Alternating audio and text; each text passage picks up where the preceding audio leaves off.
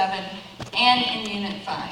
So the first thing I'd like to ask is that you consider moving the date of your meeting so that I can attend both of the meetings here in town, because I'm limited to only meeting with one of you when I have a child in both schools.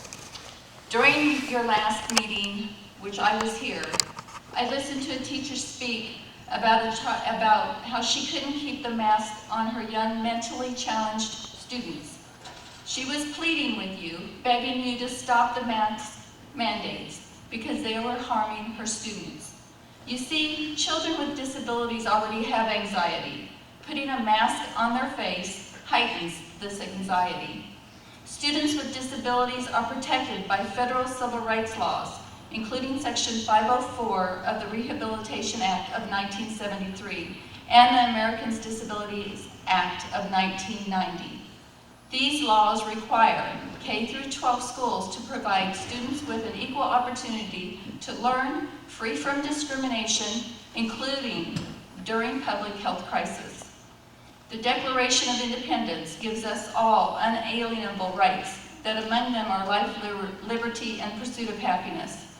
Section 1 of the Illinois Constitution reiterates these rights.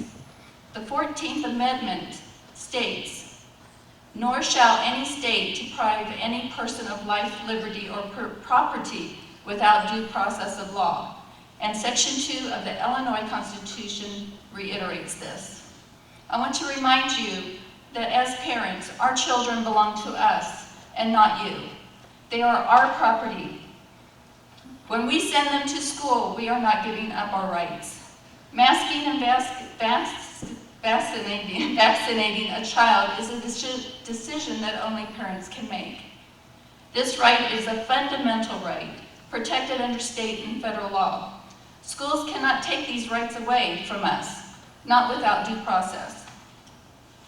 According to Washington versus Blacksburg, the 14th Amendment's due process clause has a substantial component that provides heightened protection against government interference with certain fundamental rights and liberty interests, including parents' fundamental right to make decisions concerning the care, custody, and control of their children.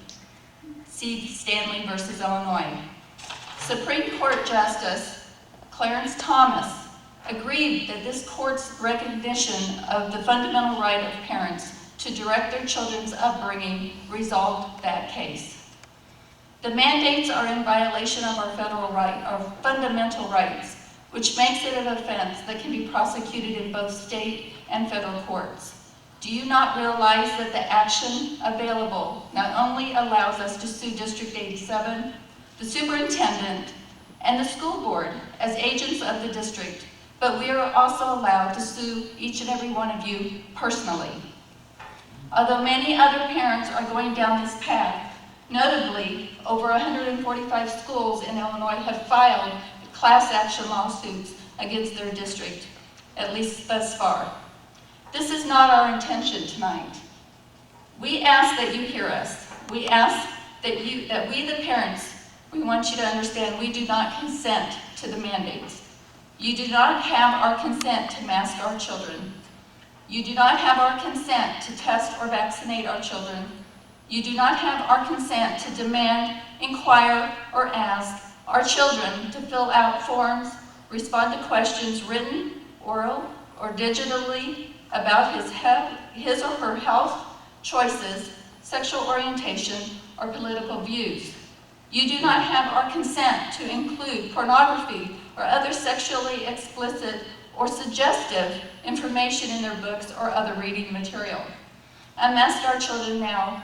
We are asking you to please join us. Let us help you stand up to these mandates. We want to make your school the greatest school here in Illinois for the next generation of children that walk through your halls. Thank you.